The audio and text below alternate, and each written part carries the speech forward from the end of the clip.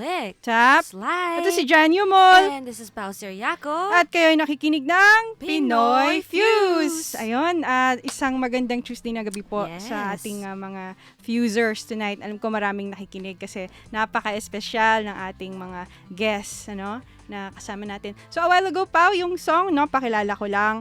A while ago, that was, kasi dalawa yun eh. Ang Pasko ay sumapit. Yan ang title pala ng song by Levi Celerio. May article na lumabas sa sa Inquirer recently about that.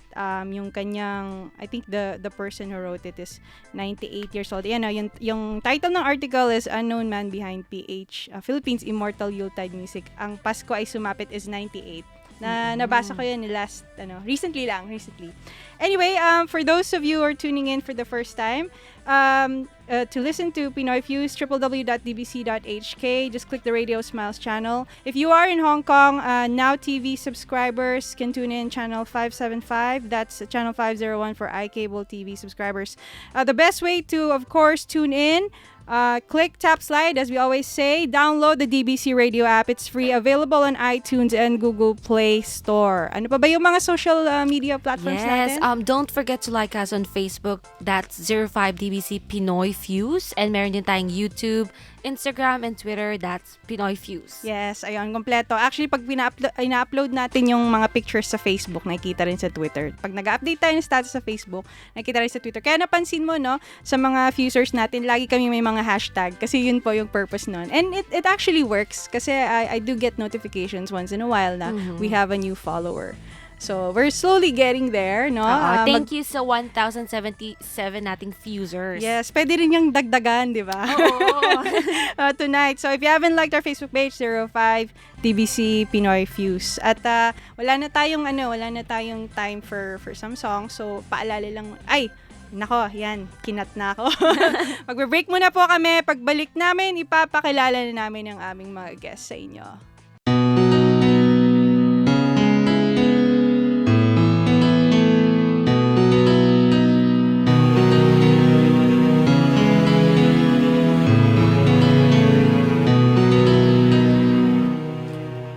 And welcome back to Pinoy Fuse.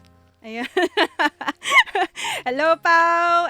Anyway, before the break nga, nagpa-plug pa tayo ng social media platforms natin, gusto ko lang dagdag po ay ang Pinoy Fuse, it airs live every Tuesdays and Thursdays from 6 p.m. to 9 p.m. And if you do miss the episode tonight, we have a rerun from 11 a.m. to 2 p.m. po bukas. Actually, Wednesdays and Fridays yan eh. Kinabukasan after the live show, palagi pong meron rerun yan. And pagkatapos naman po ng rerun, nasa archives namin. So, regularly visit dbc.hk. Tapos hanapin nyo lang po yung Radio Smiles channel. Nandun po yung tab. So, yung ibang programa po sa Channel 5, DBC5, ay makikita nyo po doon. So, marami tayong mga Filipino radio programs. Meron din tayong Indonesian programs. No?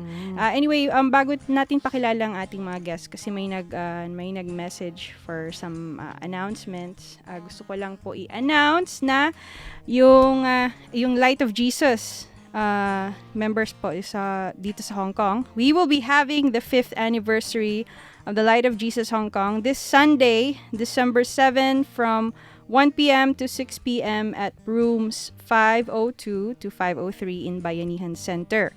Our guest priest from Manila, from Manila din. Parang yung guest natin tonight. Our guest priest from Manila is Father Eric Santos. Akala ko yung singer. Sorry, Father. Eric Santos. Eric Santos din, no? Father po yun, Father Eric Santos. Live praise and worship starts at 1 p.m. and an afternoon talk on healing and laughter follows. Please come and be blessed this Advent season. Masaya yan. So, ulitin ko lang po, December 7, 1 p.m. to 6 p.m., rooms 502 to 503, Bayanihan Center. Ang Bayanihan Center po ay nasa Kennedy Town. Sakay lang po kayo ng bus number 5. Yung terminal po ng 5 or 5B. Bus number 10, dito sa Hong Kong side. Opposite lang po niyan ng terminal ay yung Bayanihan Center. Okay, Pao, pakilala natin ng ating mga guests. No? Pakilala mo na. Sige. Yes, we have all the way from Manila. is Mr. Benjie Uichico. He is the Executive Director of DLSAA Manila, which is the De La Salle Alumni Association Manila.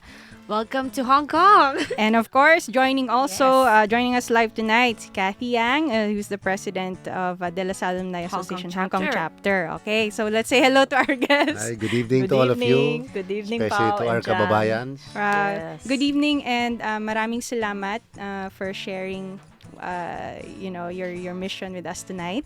Thank we're you. very excited. We're actually very honored na si Yes. Benjie is here in Hong Kong because he's based in Manila. He flew all the way here to spread the Lasallian mission, and also, more importantly, for our own happenings, to attend our Christmas party Ayun. tomorrow, which is open to the public. Yes. It's going to be fun. I'll tell you more about that later. Yes, all right. So the reason also why you both are here tonight is because of we're talking about the World Congress, which will happen next year, May 2015. But before that, I guess let's give our listeners, our fusers, an overview of the structure of the Alumni Association. Napaka-contagious, side comment lang, napaka-contagious kasi ng ng ANIMO ni Cathy. Masyado maraming posts sa FB, I think. It's very contagious na Hashtag. you feel like you're a Lasallian din. Thank you. Parang Thank siyang you si for Cupid actually saying that. Yes, mayan. You've been very loyal attendees of all our fundraisers. Thank you for helping in a big way. Yes, and of course, we worked together last year. Continuous pa yan, pero pag-usapan natin yan mamaya. We'll go to Benjie first for the structure. Okay, thank you, Jam, and animo to all of you. The De La Salle Alumni Association, structurally muna, is a non-stock, non-profit corporation. So we are actually independent of De La Salle University, which is the school itself. No? Okay. But we function in line with the school because of the initiatives. We have to align ourselves with the initiatives of the school as well and the institution as a whole. Now, when we were incorporated, that was actually close to 100 years now. We will be 100 years in 2016. Okay. And because of that, we have actually decided to go into a paradigm shift. No? But we can discuss about that later. Our composition is we are chapter-based, principally from Manila, but we also have chapters in the region and all over the Philippines and also internationally. Right. One distinct nature about our chapters that are in the regions and internationally is that they are one Lasalle in nature. Now, what is that concept of one Lasalle? Meaning to say, basta taga-Lasal ka, pwede ka sumama sa chapter na yon. So we don't distinguish whether you're from Lasalle Green Hills or from Lasalle Lipa or from Lasalle Manila. As long as you are from Lasalle, then you are actually invited to become a member of the chapter. It's an all-inclusive concept. So has it always been inclusive?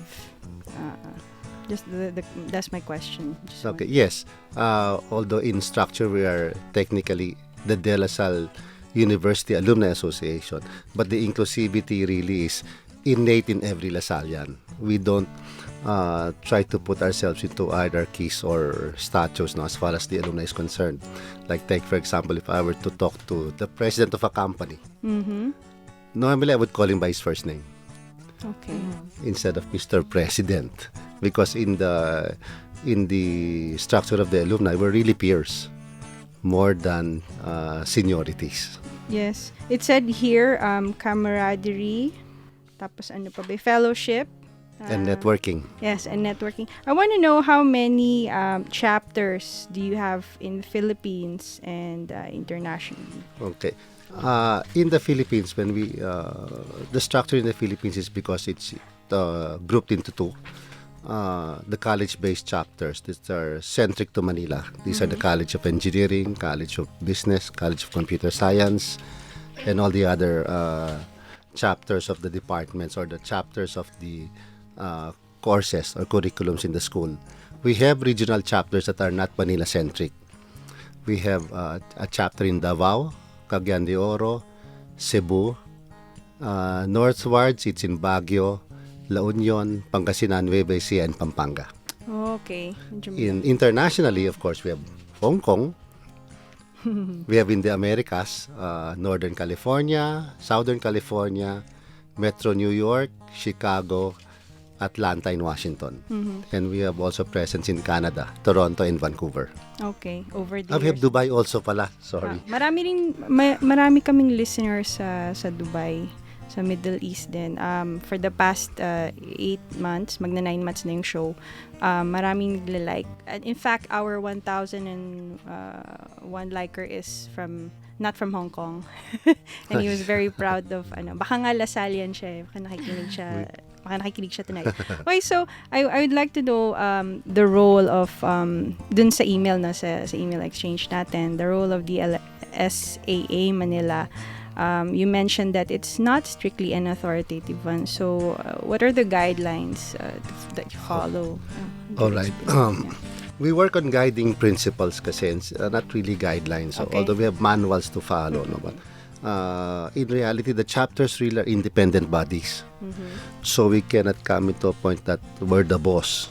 Okay. But just because we're from Manila, although we would like to consider our chapters as our babies, but we'd like to look at them also as mature already enough to handle themselves. Right. Okay, so mag-pause muna tayo dyan.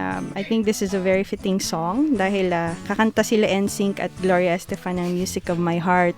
And there's a lot of teaching in this song. Marami tayong matututunan. Ang ganda na lyrics. So, Fusers, don't go away. We will be right back.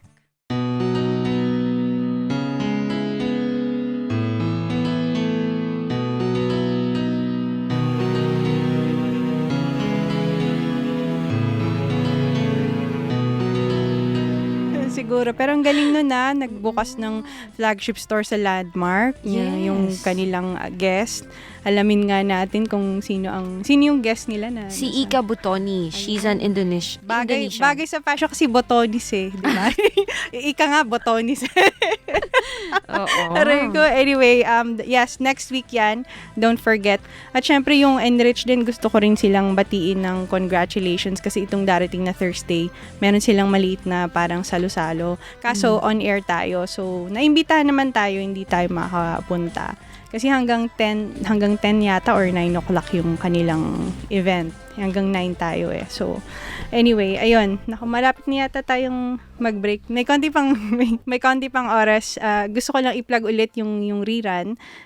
Bukas po, 11 a.m. to 2 p.m. www.dbc.hk. Just lahat ng discussions natin tonight, mapapakinggan nila bukas. Syempre, hindi naman mawawala yun kasi may archives tayo. So, makikita nila lahat ng mga past episodes natin, no? At saka yung mga episodes to come, and araw-araw ina-update po natin ang ating website, DBC5 website. Ulitin ko lang pala, speaking of Kelly, yung contact email, kasi naghahanap sila ng volunteers, ethnic minority. Tas importante po yung commitment kasi mga kabataan to. So, tumawag lang po sa numero 2521-6890. Bukas po sila from 9 a.m. to 6 p.m. Monday to Friday. Yung email po ay contact@kelly.org. Yung Kelly po, hindi po yung kapitbahay nyo. Isang L po yon, Kelly. KELY.org. Baka may kapitbahay kasi silang Kelly, di ba? So, anyway, yon. Si Sky Siwang nakausap natin. Ang kanilang programa ay Seeing the Possibilities. Maraming, maraming klaseng activities yung ginawa nila. Tapos, sa January, meron na naman. So, anyway, right, we will take another short break. Magbalik natin, we will continue with our guests.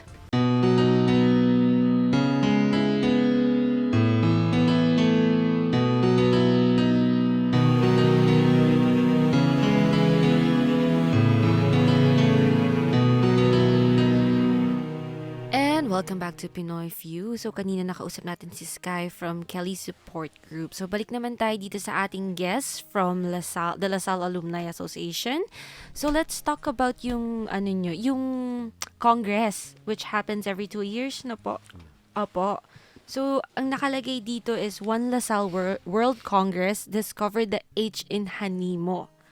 So, would you like to give us more information on that, sir? Sige. Pero World Congress na muna. Sige. Okay. The World Congress really is a biennial event of it's being hosted by the Salle Alumni Association.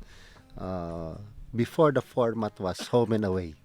Kaya Cathy mentioned that I was in New York last year kasi nandun yung World Congress in 2013. 2013, no? In 2015, it will be held in Clark, Pampanga. But at twist here is we decided that future World Congresses, at least for the near future, will be done in the Philippines. Una, first and foremost, we have to promote our country. Yes. Diba? Visit the Philippines. And it's more fun in the Philippines. So we decided to reformat that in that sense, no? Next year then, it will be in Clark, Pampanga. The theme or the title pala, the tagline of the Congress is Discover the H in Hanimo. Hanimo. Well, we did some research, no, in the Kapampangan alphabet called Kulitan, the pre-colonial Kapampangan alphabet.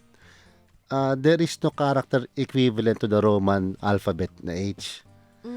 So much so na nung tinuro sa kanila yung Roman alphabet, hindi nila ma-pronounce yun. Yung H. Yung H. Now, the other side of the coin is, why do the Kapampangans put H where it is not needed? I asked around and researched, nobody knows. So anyway, so I took that script and I put it also in the brochure, no, which I will hand it to you later.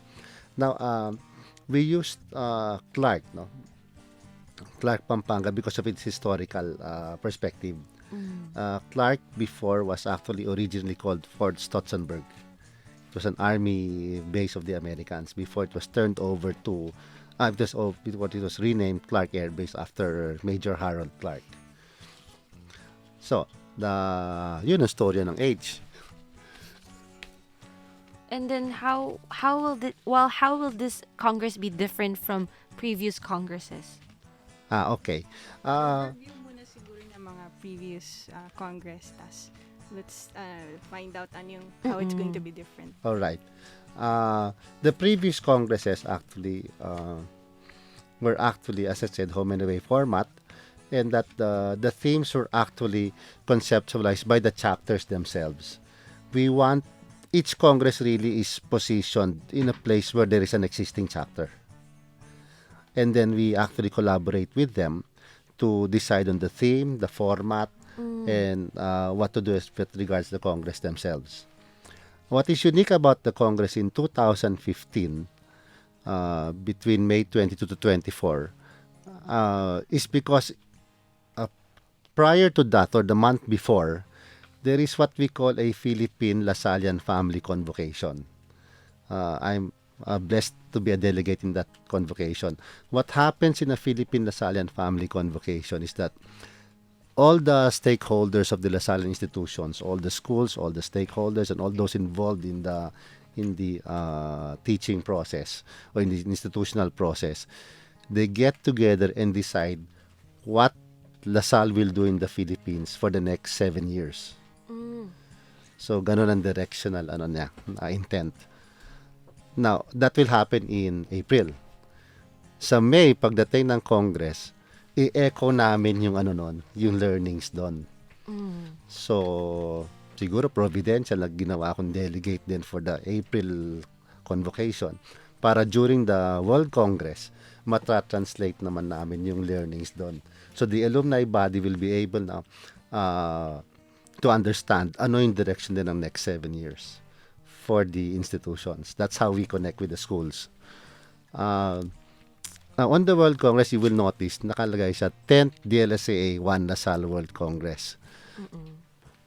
2 years after 2015, it is envisioned na mawawala na yung DLSAA.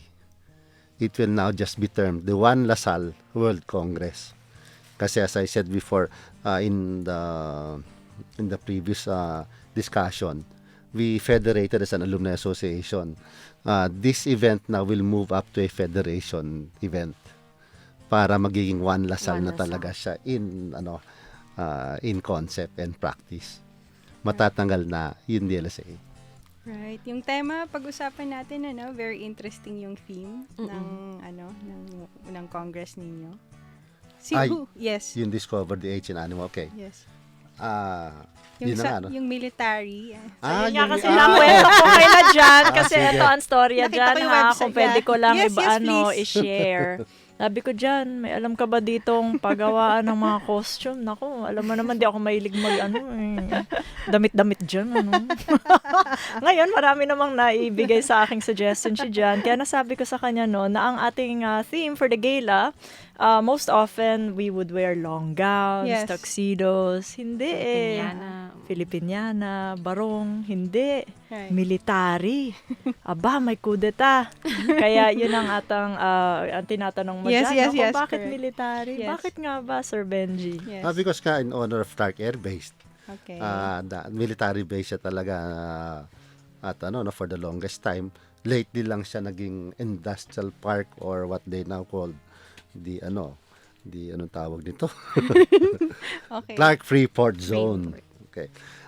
Balik tayo dun sa age Yes. Kasi because of the age concept, we wanted to title na rin the sessions starting with age. For example, yung welcome cocktails ng day 1 na May 22, we called it High Fidelity because of the song of the 80s.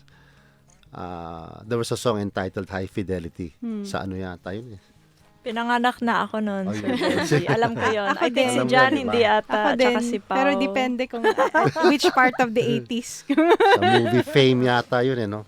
Okay. On High day fidelity. 2, the plenary session, which is the essence of the Congress, we termed it Heart of the ANIMO. Kasi nandun yung puso ng ANIMO. Even the mass, may anticipated mass kami on May 23, High Spirits ang pangalan. And of course, magpa-party din, siyempre, di ba? Sabi mo, Cathy. Oo gusto rin naman, bakit mag-party. hindi mawawala yan? A military-themed gala night entitled High Command. Wow. And of course, day 3 will be open up for the H tours. Iba-ibang tours yun. You can have Pinatubo, you can go on a sky tour, sandbox. Meron din kaming walking tour of Angeles sa Dapat may gabi. food tour. Culinary. Sisig. Sana. Oo. Asisig. Good oo. suggestion. Tapos Sama yung na natin sa batok night mo. tour yun. So, okay. Tapos yung batok mo, di ba? Yung cholesterol. Para sa inyo lang yun. Bata pa ako. Maganda yung nakita ko nga yung program ninyo. Sabi ko nga, ay, kay Cathy, pwede bang sumali dito just in case? Kasi yung plan niya yung tours. Actually, interesado ako sa tours. Kasi hindi pa ako talaga nakaka-explore ng Pampanga. Nung nag-aaral ako doon, dinadaanan lang namin yung Pampanga. Kasi, pag may field trip sa school, ganyan. Pero I've never explored. Pati daw yung pagkain nila, masarap eh. So, envious. Ang ganda ng naka-line up dyan. Of course, dumaan ka doon. You will love Pampanga. Yes. I loved it so much. I married one. Are you, Yes, Papanggan yan. I was gonna ask if you're Greenie. from Pampanga eh. Are you from Pampanga? No, my wife. Yeah, just your No. wife. Yes. Okay. And yung mga halimbawa may mga nakikinig ngayon, pwede pa sila mag-register pwede pa silang sumali. Yes, you can go to onelasalpampanga.org or dlsaa.com. Nandun yung mga information like I'm looking at it now. Andito yung One LaSalle World Congress, nandito yung registration, hotel accommodations, booking. Of course, yung program, yung dinner. Now, meron pa bang idadagdag? Meron Kasi- lang akong gustong idagdag kasi naging katanungan din to dahil Clark is an international airport. Kaya hindi na kaya posibleng mag-direct flight ang mga taga Hong Kong to Clark. Pero meron ba tayong sistema, Sir Benji, na yung mga manggagaling sa Amerika, sa Europe, ano ang magandang rota para makadating sa Clark ng mas mabilis? Okay. For those flying in direct to Clark, we will have a help desk available for you and a shuttle service. For those coming out of Manila, we will have transportation provided to and from Clark and back. No? It will travel perhaps on Friday evening or Saturday morning to Clark and then Sunday back to Manila. Ang pick-up point on will be De La Salle University. Taft. Yes. Yes. It's a good reason. That's where I came from. Good to visit it again and wait for the shuttle. Oh, they're for free pala, no? Where it's for the guest. Right. Ang linis ng website, natutuwa ako sa pictures. Pati yung website organized. Ay, thank you very much. Ay, kayo gumawa niyan? Hindi naman. Modesty aside. Concept lang. Hindi ako naggumawa ng drawing sa concept lang. All right. I guess kung pwede na tayong pumunta kay Cathy, i-intro natin. Tomorrow, something is happening. Yes, of course. Ayan ang sinasabi ni Benji na hindi nawawala ang party. Kaya nga rin nandito si Sir Benji para mag-party na kasama namin. And this would be the first actually. Si Sir Benji tsaka si Derek Yu, ang current DLSAA president, ang nag-induct sa amin nung kami na-revive last June. And they inducted us again officially as elected officers na. Kasi dati appointed pa lang, wala pa kaming bylaws nung last June. And now, Benji will see for his own self what really goes on in a Lasallian party. Alam na yan ni Pao tsaka ni Jan. Mga professional attendees na kayo. Ang aming tema this year ay stems from our performers. For the first time, nakasecure kami ng dalawang nakakatawang komedyante sa Hong Kong. Led by Chris Musni and Andrew Chu. If you go around the various pubs and bars in Hong Kong, siguro nadatnan na ninyo sila na nagsa-stand-up act. Sila yon. And they will grace our fundraiser for the very first time.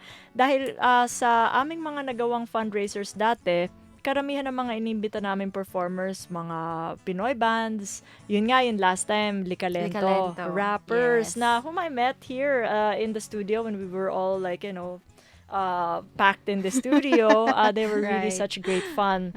And we're opening it up to comedians. And I'm sure because laughter is so universal, we decided to open it to the public. Okay. Kaya hindi lang mga Lasalista ang pupunta, invited ang buong community. The very community who helped us raise money in every fundraiser that we mounted. Okay. So we will see familiar faces tomorrow. Okay, sige. Cathy, will pause right there. We'll take a short break lang, and then maybe when we come back, you can share more about the event. Tsaka yung mga ginagawa niyo dito, syempre. Fusers, don't go away.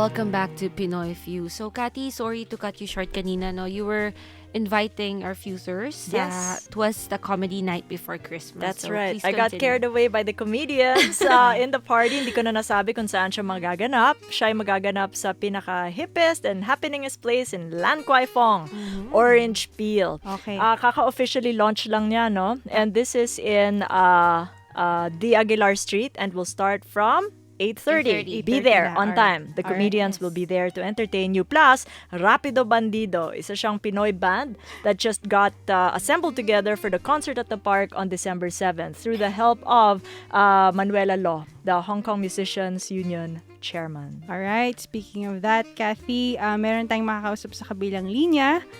Siyempre, siya ang executive director ng Bethune House, ang iyong beneficiary dito sa Hong Kong. Magandang gabi. Magandang gabi, Mamang. Hello. Good evening, Ma'am po Edwina. sa lahat ng nasa studio, syempre, at sa lahat ng mga tagapakinig ninyo. Maraming Ngayong salamat. gabi. Alright. So nandito rin si Cathy, si Pauline. Hello, Ma'am Edwina. It's good to hear from Hi, you. magandang gabi. Yes, magandang gabi Narinig po. niyo ba yung mga tunog ng Mga bass tram. dito? Yes, I love the natural sound. Perfect for radio interviews. Just be careful po. Baka may medyo dangerous. We should keep to the side. Nasa tabi na nga Hindi siya. naman. Pasakay hindi na naman. sana Tabi kanina. naman ako. Narinig ko na nagdingding na yung tram eh. Tumawag tayo. Anyway, kumusta na right now yung situation sa Bethune, ano? Yung appeal, unahin muna natin yung appeal ninyo. Siguro. Oo. Actually, meron kaming Christmas appeal ngayon. Aside from yung sa coins for Bethune House, kasi nga, meron kaming deficit for December 2014. Kaya nagpadala kami ng Christmas appeal. Nag-start kami last week at hinihintay lang namin ano yung mga result noong mga regular na nag-donate sa Besun. Aha. Oo, yun. Last- Kaya yun, sana kung hindi man kami nakapagpadala doon ng appeal doon, Christmas appeal doon sa ibang mga nakakakilala at dating nag-donate sa Besun, sana for Christmas, no, maaalala nila kami. Kahit maliliit, alam niyo, mga maliliit na amount, pag nagsama-sama kasi yon ay malaking tulong. Okay. Ngayon, meron din kaming Coins for Besun na nag-start last October 2014 at maglalast ito until February 2015. Matagal Kaya kung pa gusto pala. nyo ng matagal pa to. Kung gusto nyo ng stickers, pwede kayong kumuha sa Mission for Migrant Workers, sa mga shelters, sa Jordan at saka Siongwan at saka sa opisina ng Dasan. Oh, okay. Yun. Okay. Oo. They will just register now, whether individual or group, anybody who wants to Oo. help. Okay. Oo. Open naman yung Oo. office even during the weekends sa mission. Oo. Ngayon kung gusto niyo ng update single sa Coins for Besun, punta lang kayo sa kanyang Mayroong Facebook Facebook. page. Yes. Oo. So, Coins for Besun ang nakalagay project. Coins for Besun project. Yun. Tapos lalabas na yung niya. Pwede kayo mag-iwan ng message doon. Kung halimbawa kailangan niyo ng stickers, iwan lang kayo ng message doon para alam namin kung paano kayo kukontakin. Okay. I'm curious lang ako, no? Kasi Christmas appeal, meron ba kayong mga gamit na kailangan? Or Sa ngayon, yes. yung dehumidifier, at saka yung, pag malamig, ano ba yun? Heater. Ano ba yung heater? Yan, heater. Okay Heater lang. lalo na doon sa Jordan kasi, di ba, bukas yung kanyang,